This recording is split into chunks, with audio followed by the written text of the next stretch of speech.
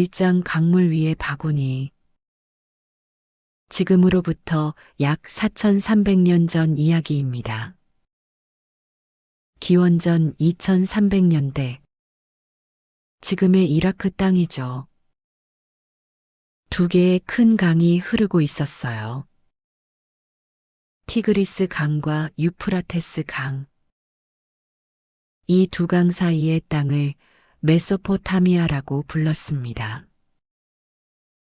강 사이의 땅이라는 뜻이에요. 우리가 지난 이야기에서 만났던 수메르 문명, 그리고 영웅 길가메시의 도시 우르크, 모두 이 땅에 있었죠. 오늘은 그 메소포타미아에서 인류 역사상 처음으로 제국을 세운 사람의 이야기를 해볼게요. 그의 이름은 사르곤.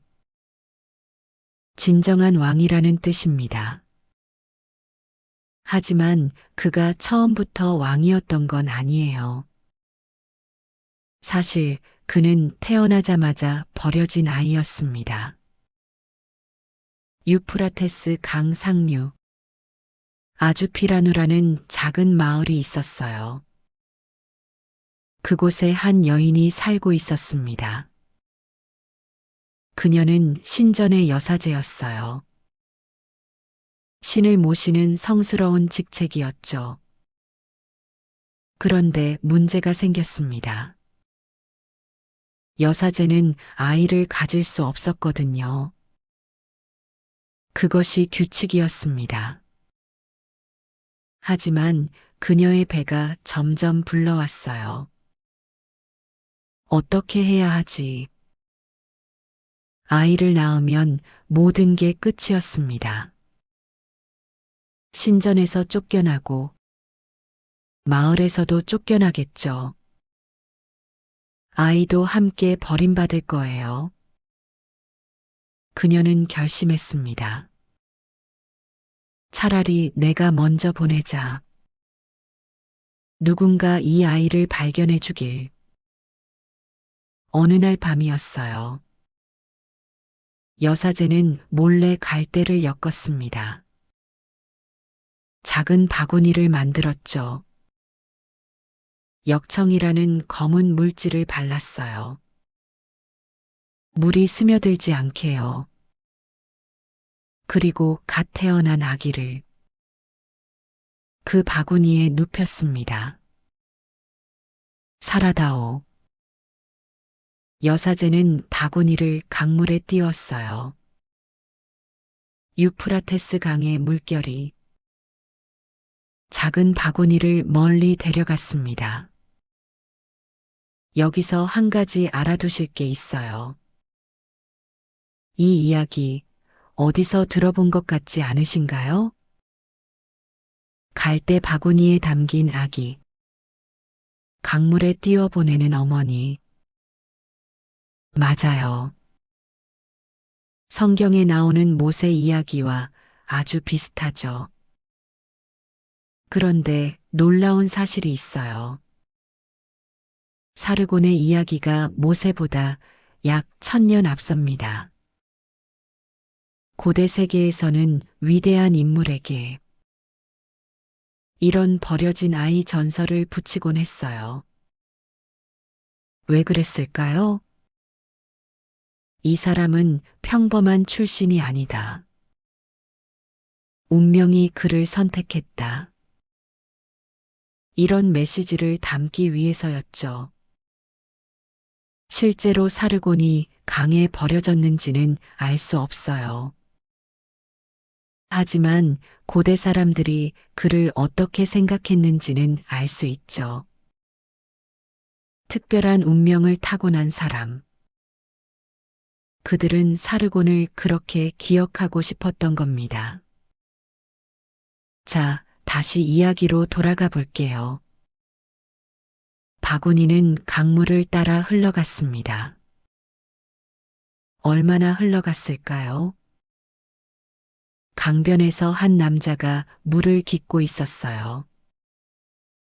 그의 이름은 아키. 왕궁 정원을 돌보는 정원사였습니다. 저게 뭐지? 아키는 물 위에 떠오는 무언가를 발견했어요. 갈대로 엮은 바구니였죠. 그가 바구니를 건져 올렸습니다. 이런, 바구니 안에는 아기가 있었어요. 새근새근 잠들어 있었죠. 아키는 주위를 둘러봤습니다. 아무도 없었어요. 누가 이 아이를 버린 거지? 아키는 아이가 없었습니다. 아내와 둘이 살고 있었죠. 그는 아기를 품에 안았어요. 이건 신이 주신 선물인가? 아키는 아기를 집으로 데려갔습니다. 아키의 집은 키시라는 도시에 있었어요. 키시는 당시 메소포타미아에서 가장 중요한 도시 중 하나였습니다. 여기서 잠깐 당시 상황을 짚고 넘어갈게요. 이 시대의 메소포타미아에는 두 민족이 살고 있었어요. 하나는 수메르인. 우리가 이미 잘 아는 사람들이죠. 문자를 만들고 도시를 세운 문명의 선구자들이에요. 또 하나는 아카드인. 수메르인보다 북쪽에 살았습니다. 이 두 민족은 말이 달랐어요. 수메르어와 아카드어. 완전히 다른 언어였죠. 수메르인들이 먼저 문명을 일으켰기 때문에 아카드인들은 수메르 문화를 배우며 살았습니다. 수메르의 문자를 빌려 쓰고 수메르의 신을 섬기고 수메르의 도시에서 함께 살았죠.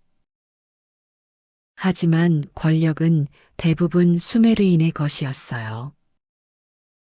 아카드인들은 이른바 2등 시민 같은 존재였습니다. 아키가 주운 아기, 훗날 사르곤이라 불리게 될 이 아이. 아카드인이었어요. 다시 이야기를 이어가죠. 아키는 아이를 자기 아들처럼 키웠습니다.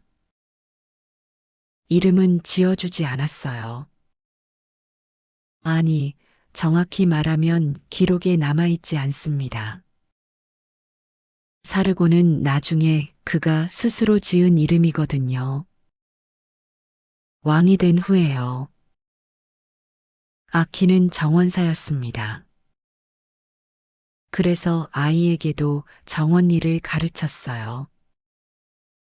흙을 만지고, 나무를 심고, 꽃을 가꾸는 법. 소녀는 땀 흘리며 일했습니다. 왕궁 정원에서 일하다 보니 궁궐 안팎의 사정도 알게 됐어요. 누가 권력을 쥐고 있는지, 누가 왕의 총애를 받는지, 어떤 신하가 왕을 속이는지. 소녀는 조용히 지켜봤습니다. 세월이 흘렀어요. 소녀는 청년이 됐습니다. 키가 크고 어깨가 넓었어요. 눈빛은 날카로웠죠. 그런데 정원 일만 하기엔 그의 재능이 아까웠나 봅니다. 어느 날 기회가 찾아왔어요. 키시의 왕 우르마이너스 자바바가 새로운 술잔지기를 찾고 있었거든요. 술잔지기. 지금 생각하면 별것 아닌 것 같죠? 왕의 술잔을 따르는 사람이니까요. 하지만 당시에는 달랐습니다. 잠깐 여기서 짚고 넘어갈게요. 술잔지기는 왕이 마시는 모든 것을 먼저 맛봤어요. 혹시 독이 들어있을지 모르니까요. 왕이 자기 목숨을 맡기는 사람인 거죠. 그래서 술잔지기는 왕의 최측근이었습니다. 궁궐의 모든 비밀을 알았고 왕을 가장 가까이에서 모셨어요.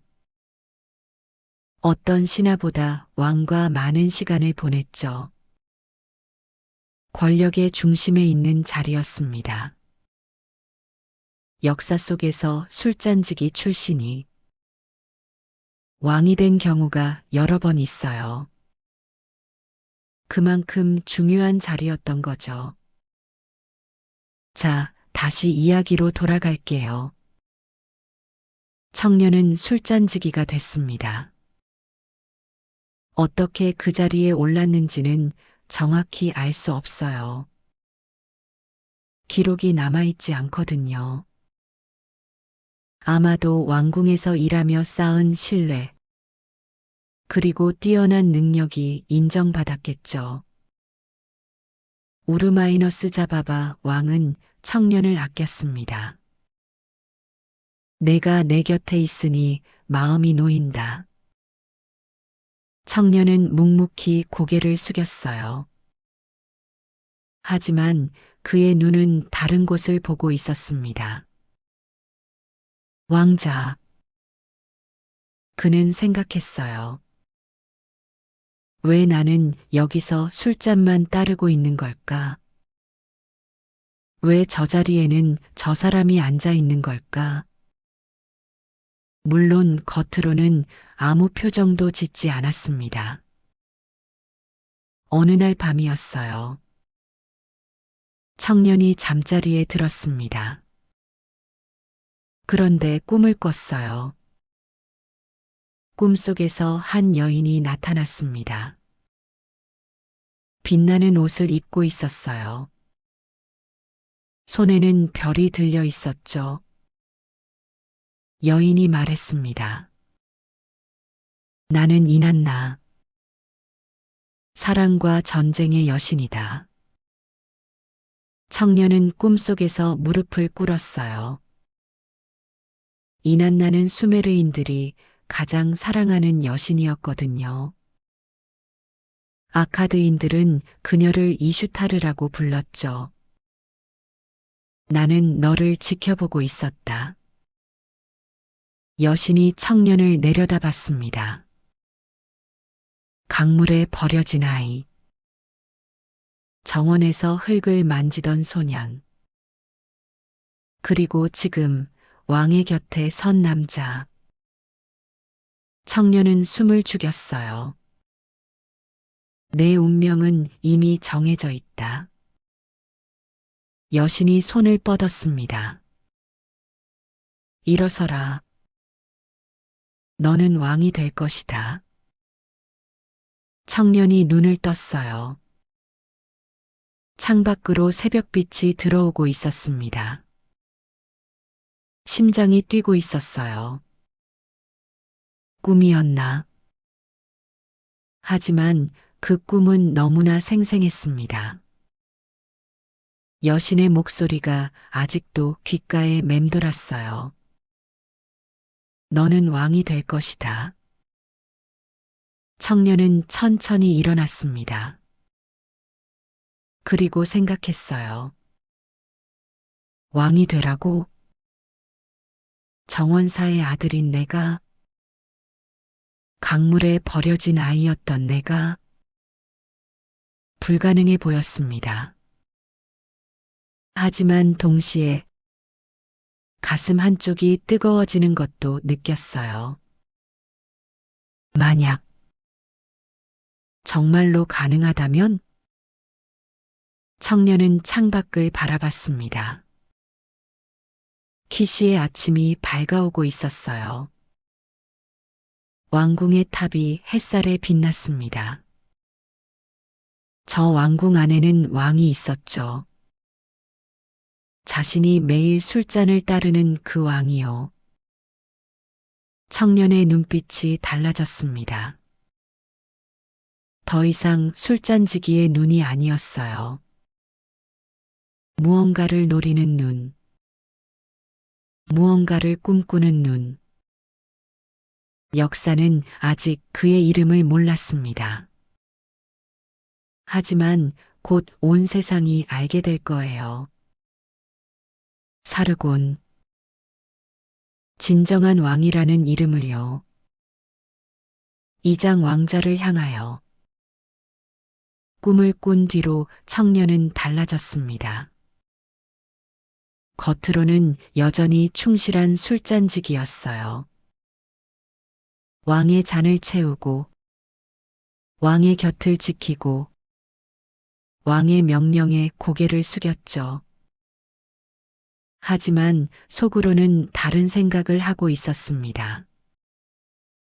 어떻게 해야 할까? 왕이 되라는 여신의 말. 그게 정말 가능한 일일까요? 청년은 조용히 관찰하기 시작했어요.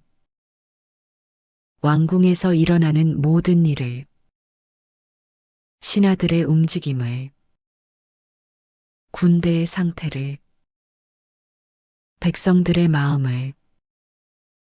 그 무렵 메소포타미아는 복잡한 상황이었습니다. 잠깐 여기서 당시 세상이 어떻게 돌아가고 있었는지 설명해 드릴게요. 이 시대의 메소포타미아에는 나라가 없었어요. 우리가 아는 그런 나라 말이에요.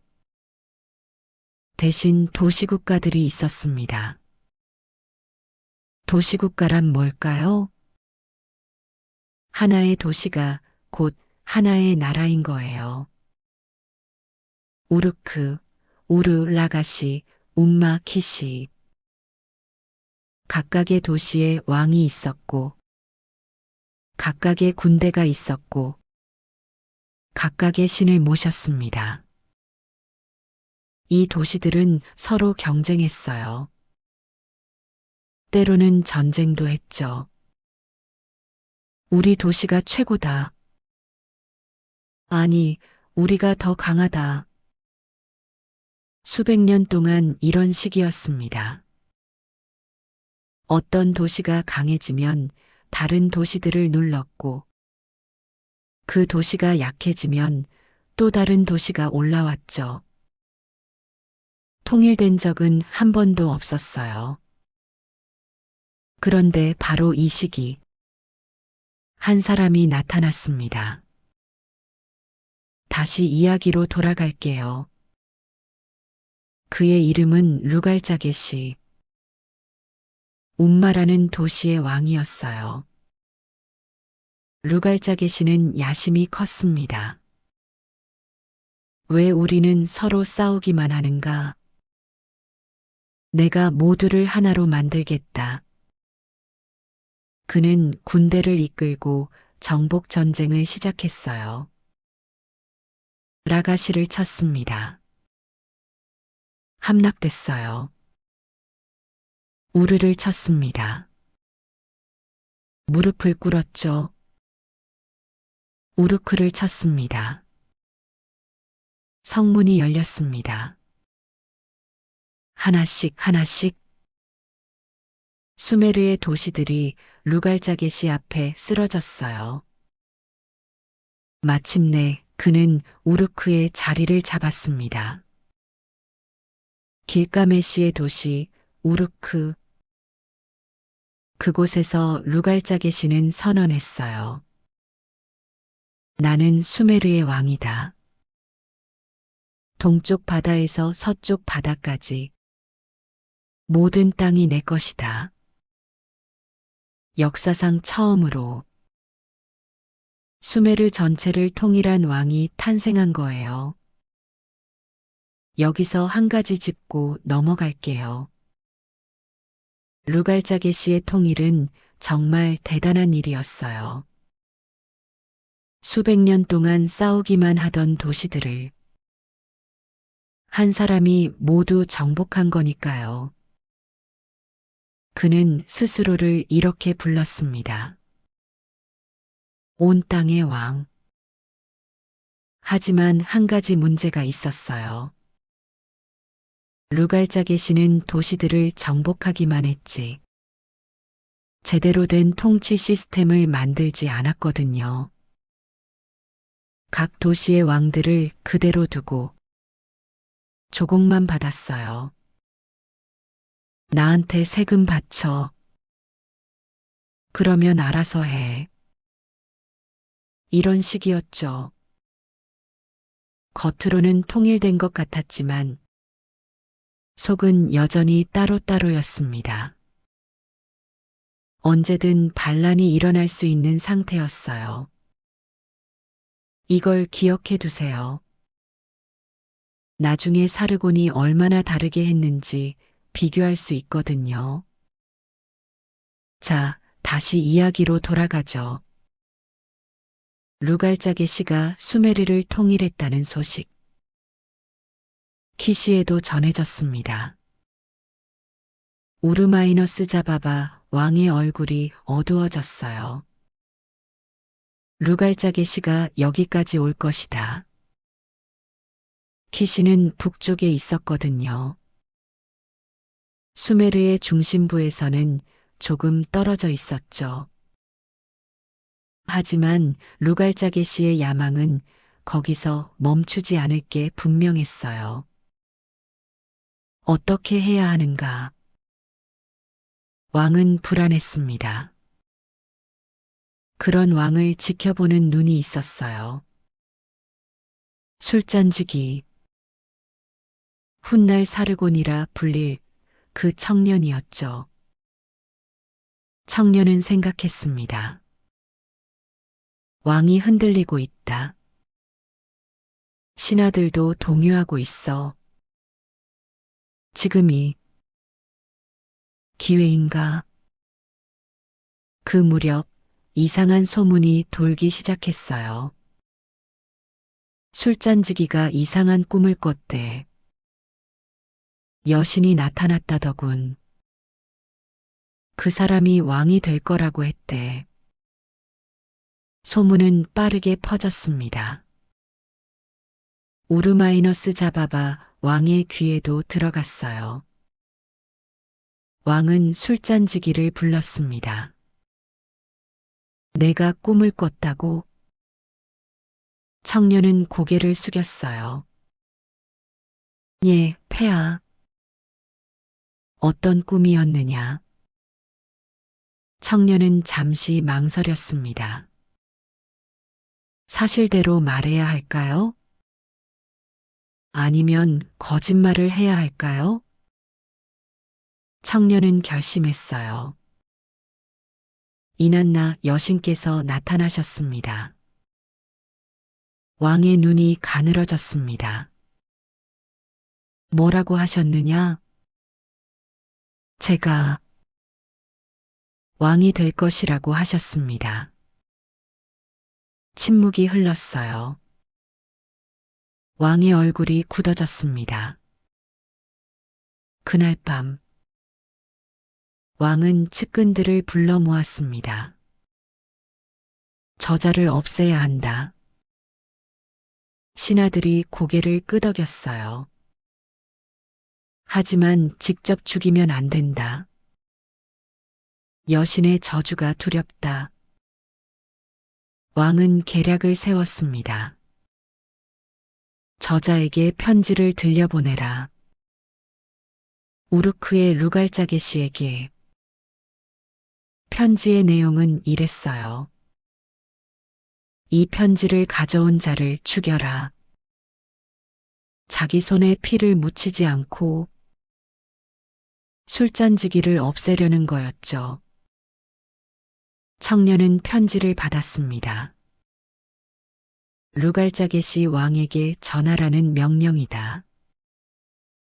청년은 봉인된 편지를 받아들었어요. 무슨 내용인지는 몰랐습니다. 하지만 느낌이 이상했어요. 왜 하필 나를 보내는 걸까? 위험한 적지네. 청년은 생각했습니다. 그리고 결심했어요. 이대로 가지 않겠다. 여기서 기록이 불분명해집니다. 정확히 무슨 일이 있었는지 역사학자들도 확실히 알지 못해요.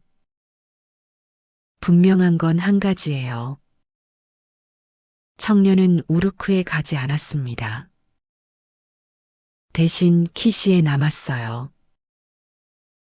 그리고 놀라운 일이 벌어졌습니다. 얼마 지나지 않아 우르마이너스 자바바 왕이 권력을 잃었어요. 어떻게 된 일일까요? 기록에 따르면 술잔지기가 키시의 권력을 장악했습니다. 쿠데타였을까요? 아니면 왕이 스스로 물러났을까요? 정확한 과정은 알 수 없어요. 하지만 결과는 분명했습니다. 강물에 버려졌던 아이, 정원사의 양아들, 왕의 술잔을 따르던 청년이 키시의 새로운 지배자가 된 거예요. 이제 그는 스스로 이름을 지었습니다. 샤르킨, 아카드어로 진정한 왕이라는 뜻이에요. 우리가 부르는 사르고는 이 이름을 다른 언어로 옮긴 거죠. 잠깐 여기서 생각해 볼 게 있어요. 왜 그는 하필 진정한 왕이라는 이름을 골랐을까요? 이 이름에는 메시지가 담겨 있었어요. 나는 왕족 출신이 아니다. 하지만 나야말로 진짜 왕이다. 출신이 아니라 능력으로 왕이 되겠다는 선언이었죠. 그리고 또 하나. 나는 아카드인이다. 수메르인이 지배하던 세상에서 아카드인이 왕이 되겠다는 거였어요. 이건 혁명적인 일이었습니다. 수백 년 동안 2등 시민 취급을 받던 아카드인. 그중 한 사람이 정상에 오르겠다고 선언한 거니까요. 다시 이야기를 이어가죠. 사르고는 키시를 장악했습니다. 하지만 그걸로 끝이 아니었어요. 남쪽에는 루갈자게시가 있었거든요. 수메르 전체를 통일한 강력한 왕. 두 사람의 충돌은 피할 수 없었습니다. 사르고는 준비를 시작했어요. 먼저 군대를 키웠습니다. 그런데 그의 군대는 달랐어요. 당시 대부분의 군대는 농민들로 이루어져 있었거든요. 평소에는 농사를 짓다가 전쟁이 나면 무기를 들고 나오는 시기였죠. 사르고는 다르게 했습니다. 전문적인 군인들을 만들었어요. 농사 대신 전쟁만 훈련하는 사람들. 너희는 오직 싸우는 법만 배워라. 나머지는 내가 책임지겠다. 이런 군대를 상비군이라고 합니다. 언제든 싸울 준비가 된 군대죠. 기록에 따르면 사르곤의 군대에는 5,400명의 병사가 있었어요. 숫자가 적어 보일 수도 있죠. 하지만 이들은 모두 전문 군인이었습니다. 훈련받고 무장하고 늘 준비된 병사들. 농민 군대 수만 명보다 이 5,400명이 더 무서웠어요. 또 한 가지. 사르고는 군대를 다르게 운용했습니다. 당시 전쟁은 대부분 이랬어요. 양쪽 군대가 마주 서고 밀집 대형을 이루고 정면으로 부딪히는 거죠. 무거운 창을 들고 빽빽하게 모여서 천천히 전진하는 시기였습니다. 사르고는 달랐어요. 그의 병사들은 가볍게 무장했습니다. 빠르게 움직였죠. 적의 약한 곳을 찾아 파고들었어요. 측면을 공격하고 후방을 교란했습니다. 지금 우리가 보면 당연해 보이지만 그때는 혁신적인 전술이었어요. 군대가 준비됐습니다. 사르고는 남쪽을 바라봤어요. 우르크, 루갈자게시가 앉아있는 그 도시, 수메르의 심장부. 이제 갈 때가 됐다. 사르고는 군대를 이끌고 출발했습니다. 역사상 최초의 제국을 향한 첫걸음이었어요. 루갈자게시도 소식을 들었겠죠. 키시에서 군대가 내려온다고? 고작 술잔지기 출신 놈이. 그는 웃었을지도 몰라요. 자신은 수메르 전체를 정복한 왕. 상대는 작은 도시 하나를 차지한 신출내기. 승부는 뻔해 보였습니다. 하지만 루갈자게시는 몰랐어요. 역사가 어느 쪽 손을 들어줄지. 다음 장에서 두 사람의 운명을 건 대결이 시작됩니다. 3장 제국의 탄생. 사르곤의 군대가 남쪽으로 내려갔습니다.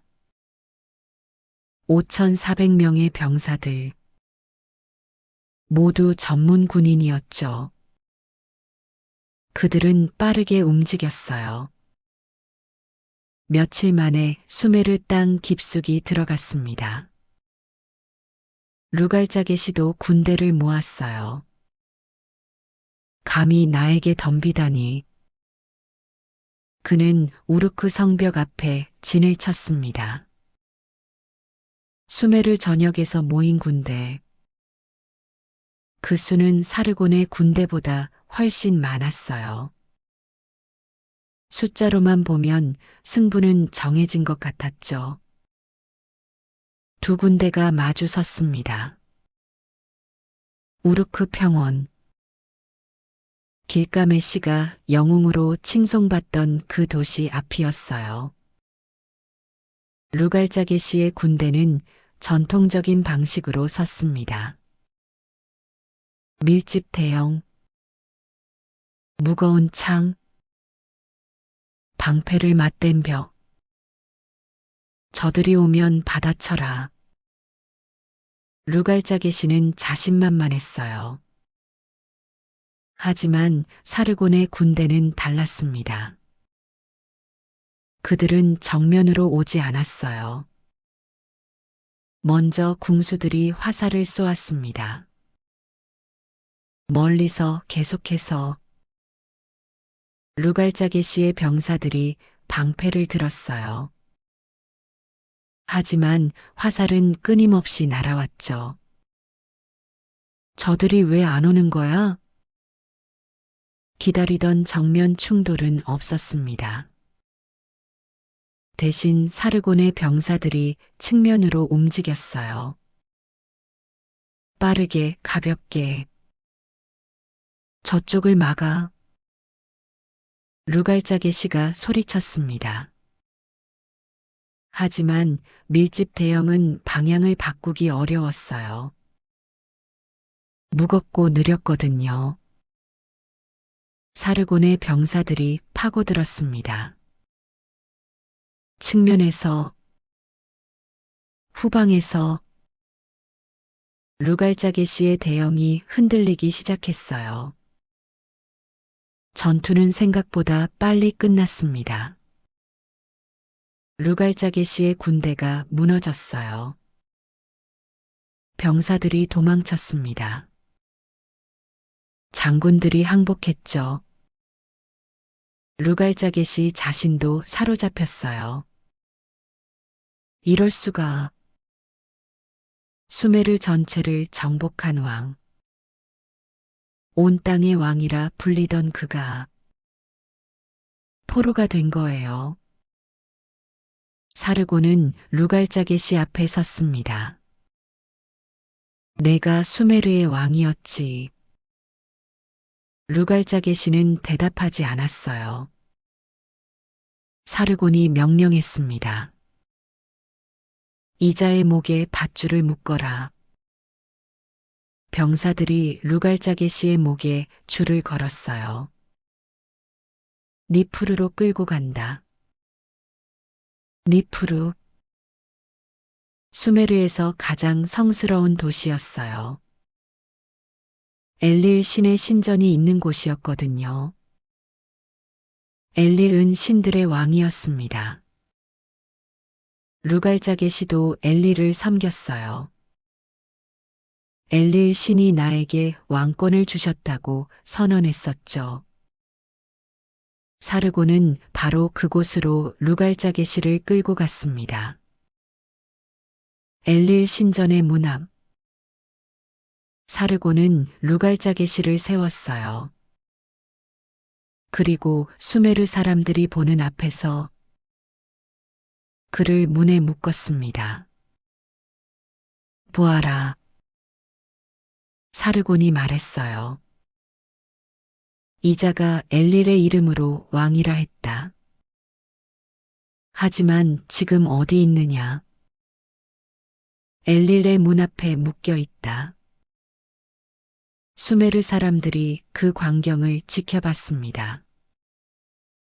그들의 왕이 신의 이름을 빌려 권력을 휘두르던 왕이 적의 포로가 되어 굴욕을 당하고 있었어요.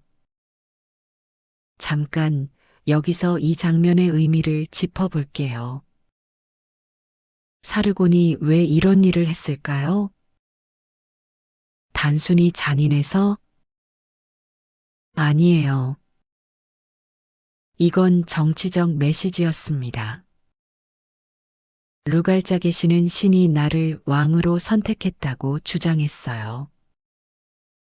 수메르의 전통적인 왕권 정당화 방식이었죠. 사르곤은 그걸 정면으로 부정한 거예요. 내가 섬기던 신의 문 앞에서 내가 무릎 꿇었다. 신은 너를 보호하지 않았다. 그렇다면 누가 진짜 왕이냐? 신이 아니라 힘이 왕을 만든다. 사르곤은 그렇게 선언한 거였어요. 그리고 또 하나. 사르곤은 아카드인이었습니다. 수메르인이 아니었죠. 수메르의 가장 성스러운 장소에서 수메르의 왕을 굴복시킨 거예요. 이제 세상이 바뀌었다. 모든 사람에게 그 메시지가 전해졌습니다. 다시 이야기로 돌아가죠. 우르크가 함락됐습니다. 사르곤은 멈추지 않았어요. 우르를 쳤습니다. 항복했어요. 라가시를 쳤습니다. 무릎을 꿇었죠. 움마, 에리두, 라르사. 수메르의 도시들이 하나씩 사르곤 앞에 엎드렸습니다. 기록에 따르면 사르곤은 34번의 전투에서 승리했어요. 사르곤, 키시의 왕. 34번의 전투에서 이기고 바다까지 성벽들을 무너뜨렸다. 그가 남긴 비문의 내용입니다. 사르곤은 각 도시의 성벽을 허물었어요. 왜 그랬을까요? 성벽은 반란의 도구였거든요. 성벽이 있으면 문을 닫고 버틸 수 있잖아요. 성벽을 없애면 저항할 수가 없어요. 언제든 사르곤의 군대가 들어올 수 있으니까요. 수메르를 완전히 장악한 사르곤. 하지만 그의 정복은 거기서 끝나지 않았습니다. 동쪽으로 눈을 돌렸어요. 엘람. 지금의 이란 서부 지역이에요. 메소포타미아와는 다른 문명이 있었죠. 사르곤의 군대가 산을 넘었습니다. 엘람도 정복했어요. 서쪽으로도 갔습니다. 시리아 땅, 지중해 연안까지. 기록에는 이렇게 적혀 있어요. 사르곤, 세상의 왕, 서쪽 바다 지중해까지 진군하였다. 북쪽으로도 올라갔습니다. 아나톨리아, 지금의 터키 지역이에요. 작은 도시였던 아슈르도 정복했어요. 이 도시가 나중에 아시리아 제국의 중심이 됩니다. 니네베라는 도시도요. 사르곤의 제국은 거대해졌습니다. 메소포타미아 전체, 이란 서부, 시리아, 터키 남부, 상계의 바다에서 하계의 바다까지, 페르시아만에서 지중해까지, 인류 역사상 처음으로 이렇게 넓은 땅을 한 사람이 지배하게 됐어요. 여기서 중요한 질문이 있어요. 정복은 했는데 어떻게 다스릴 것인가? 이게 모든 정복자의 고민이었습니다. 루갈자게시도 수메르를 정복했잖아요. 하지만 제대로 된 통치 시스템이 없었죠. 사르곤은 달랐습니다. 잠깐 여기서 사르곤의 통치 방식을 설명해 드릴게요. 이게 정말 중요합니다. 사르곤은 각 도시에 자기 사람을 보냈어요. 아카드인 총독, 기존의 수메르인 지배층 대신 자신이 믿을 수 있는 아카드인을 앉힌 거예요. 이 도시는 이제 내가 다스려라. 하지만 모든 것을 나에게 보고해라. 이 총독들은 사르곤에게 직접 충성했습니다. 현지인이 아니라 외부인이었으니까요. 반란을 일으킬 이유가 없었어요.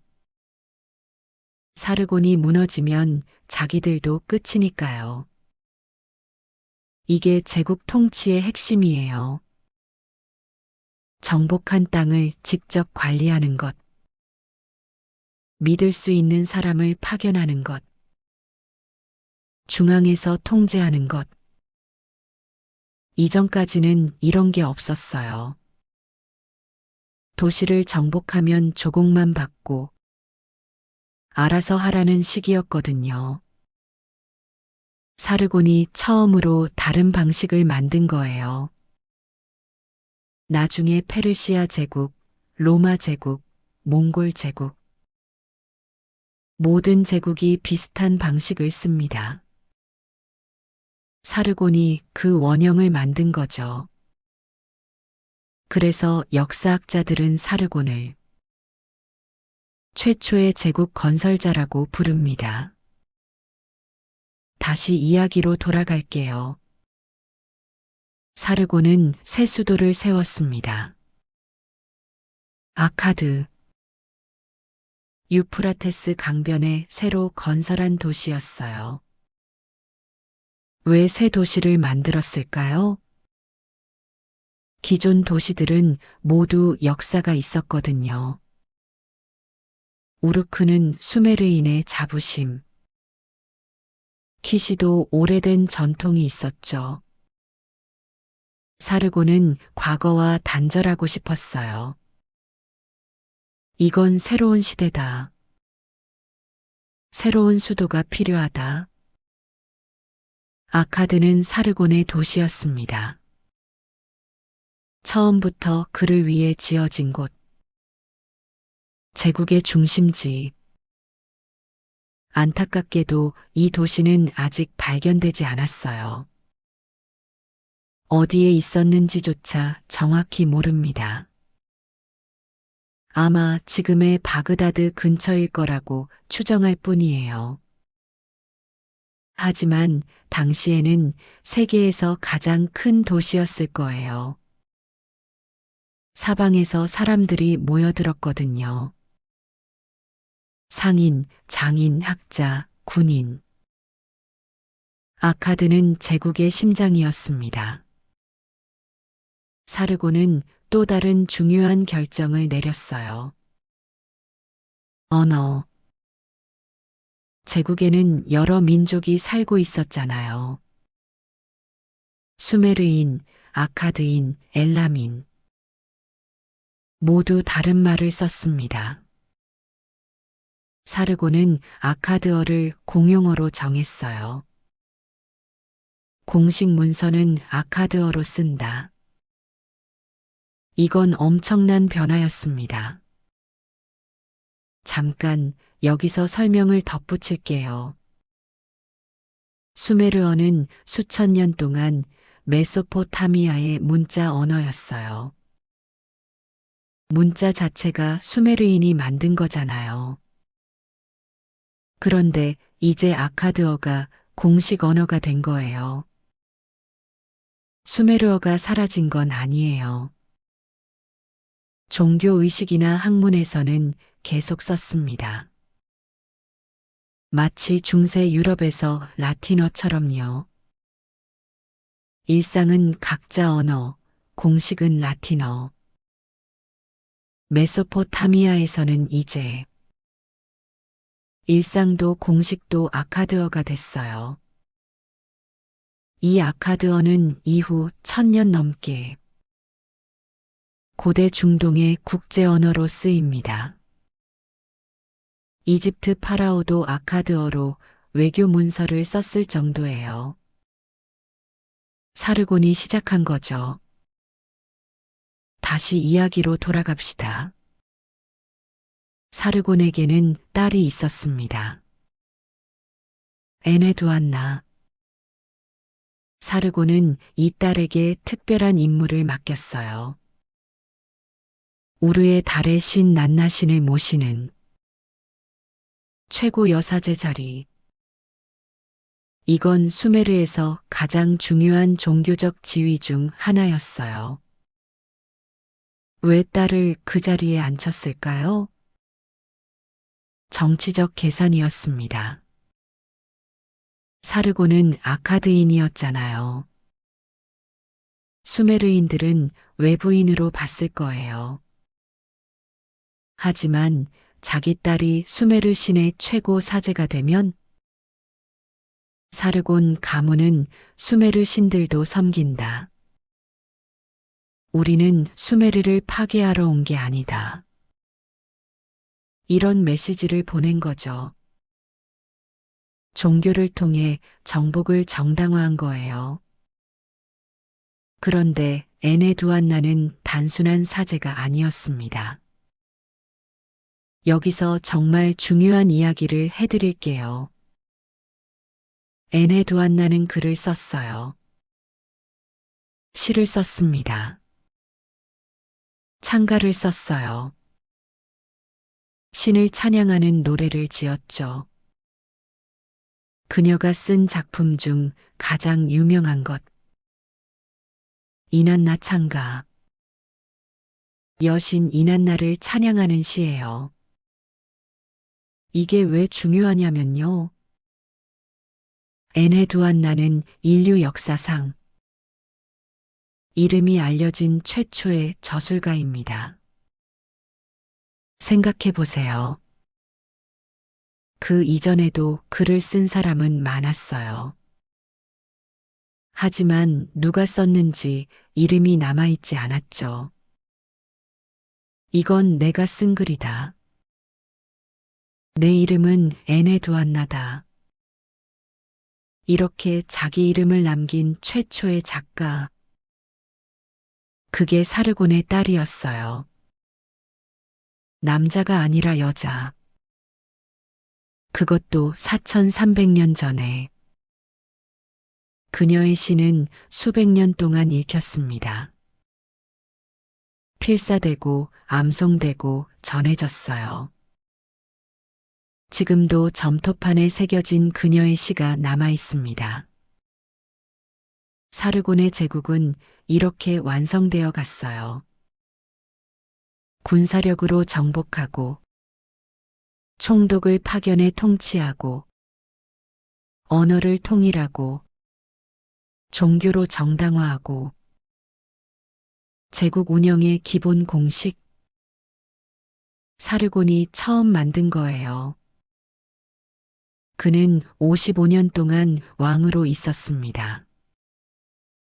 34번의 전투에서 모두 승리했고, 페르시아만에서 지중해까지 지배했어요.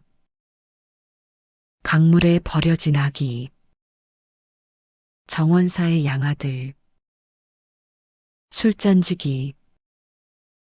그가 세계 최초의 황제가 된 거예요. 하지만 이야기는 여기서 끝나지 않습니다. 그토록 강력했던 사르곤도 피할 수 없는 것이 있었어요. 시간, 그리고 제국이라는 거대한 짐. 다음 장에서 사르곤의 마지막과 그가 남긴 유산을 이야기해 볼게요.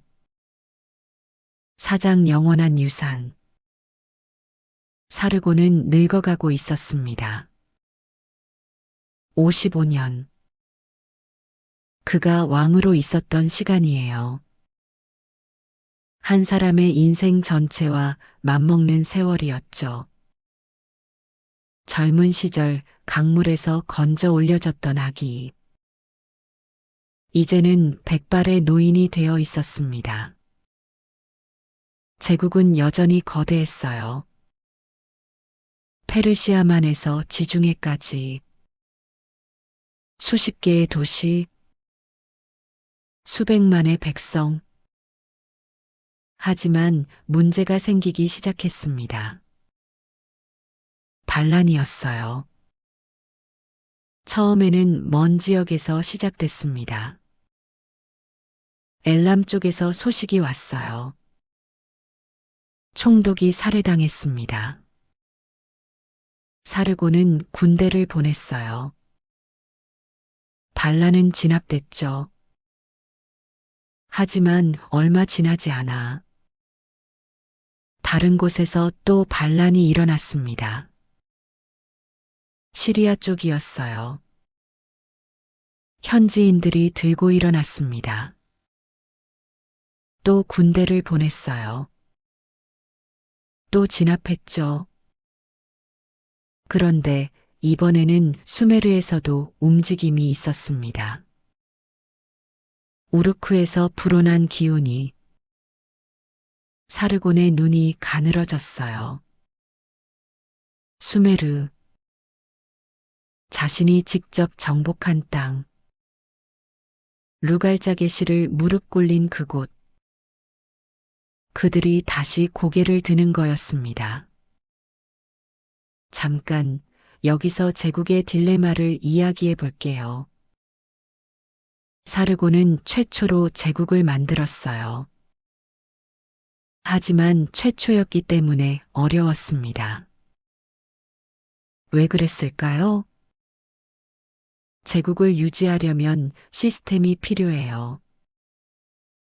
도로가 필요하고, 통신망이 필요하고, 관료 조직이 필요하고, 충성스러운 군대가 필요합니다. 사르곤은 이런 것들을 처음 만들었어요. 하지만 완벽하지는 않았죠. 그리고 가장 큰 문제. 한 사람의 카리스마로 버티는 제국이었다는 거예요.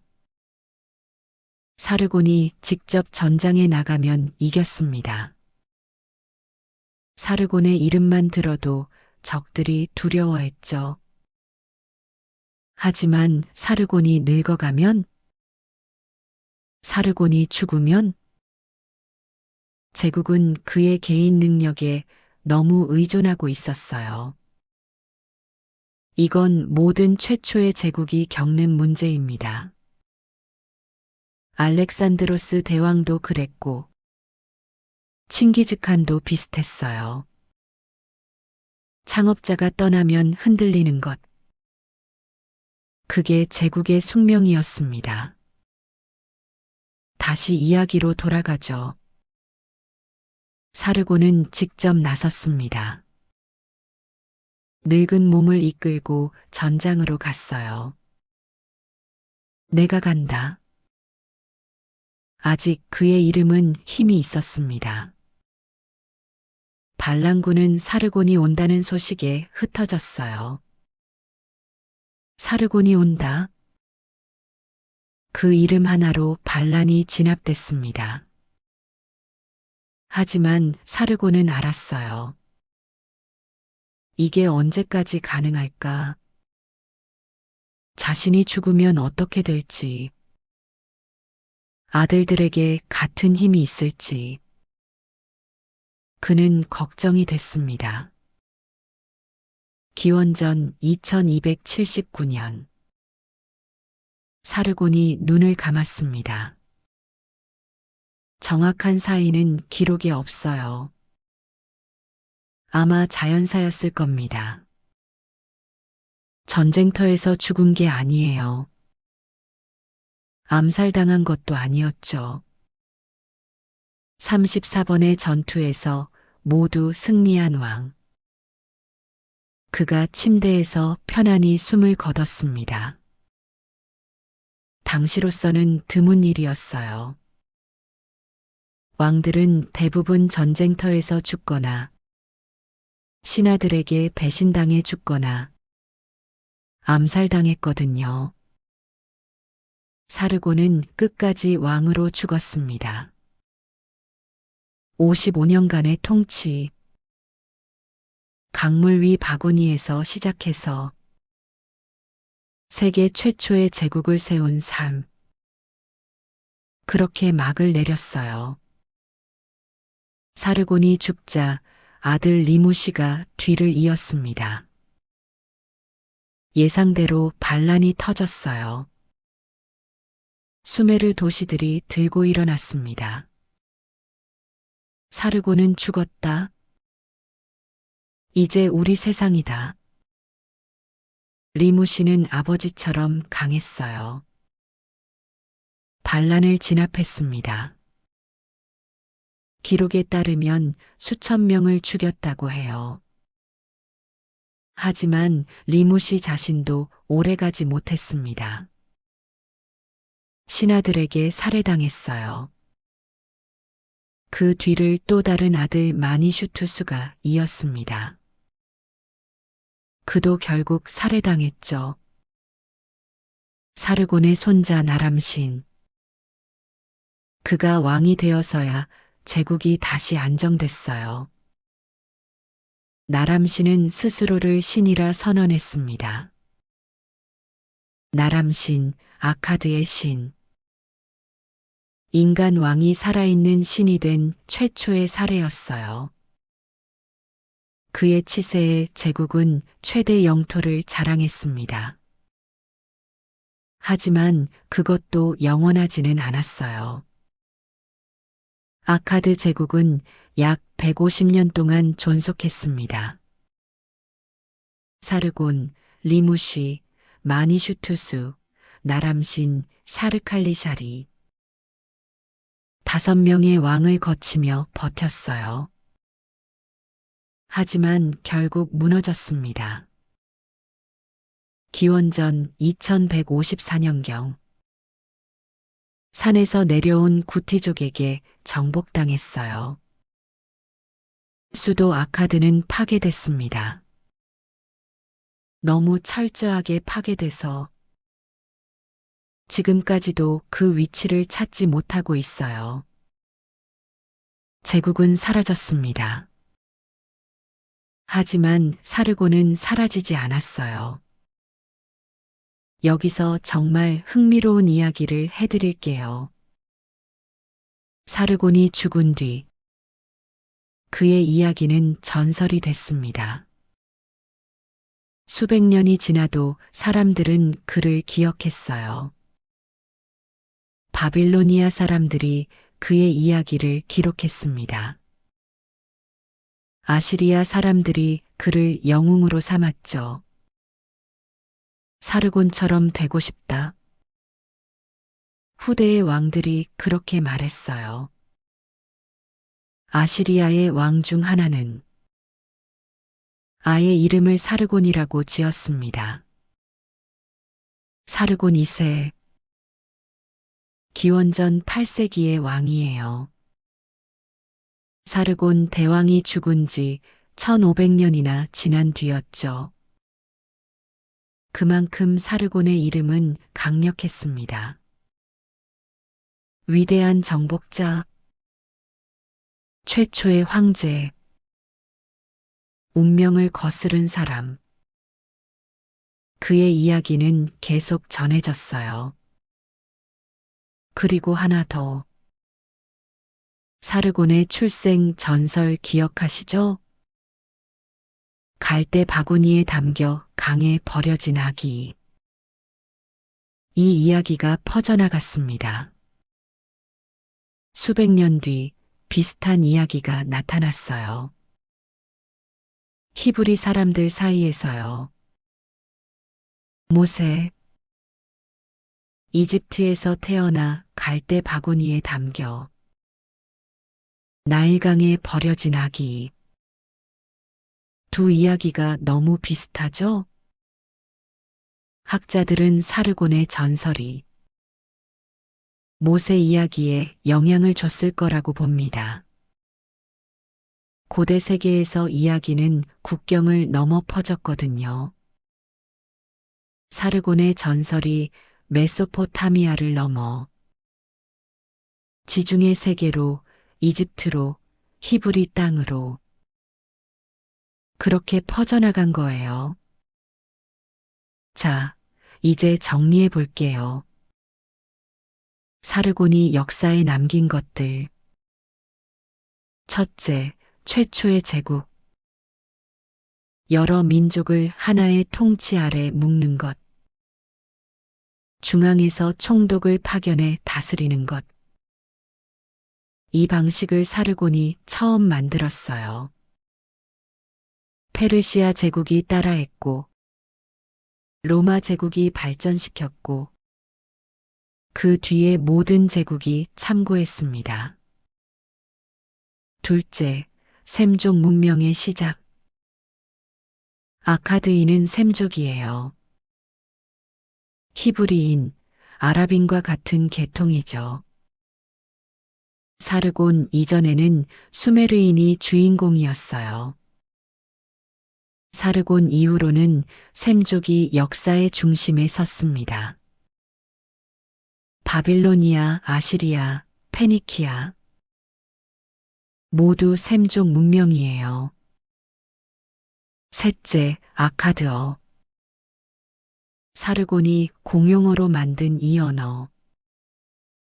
2000년 동안 중동의 국제어로 쓰였습니다. 이집트 파라오도 아카드어로 편지를 썼어요. 넷째, 이야기의 힘. 강물에 버려진 아기가 왕이 되는 이야기. 이 이야기는 사람들에게 희망을 줬어요. 출신이 중요한 게 아니다. 운명은 바꿀 수 있다. 4300년이 지난 지금도 우리는 비슷한 이야기에 감동받잖아요. 그 원형 중 하나가 사르곤이었습니다. 밤이 깊어가고 있네요. 오늘 우리는 먼 여행을 했습니다. 기원전 2300년대 메소포타미아의 강변. 갈대 바구니에 담긴 아기를 만났고 정원사의 아들이 된 소년을 봤고 술잔지기에서 왕이 된 청년을 따라갔어요.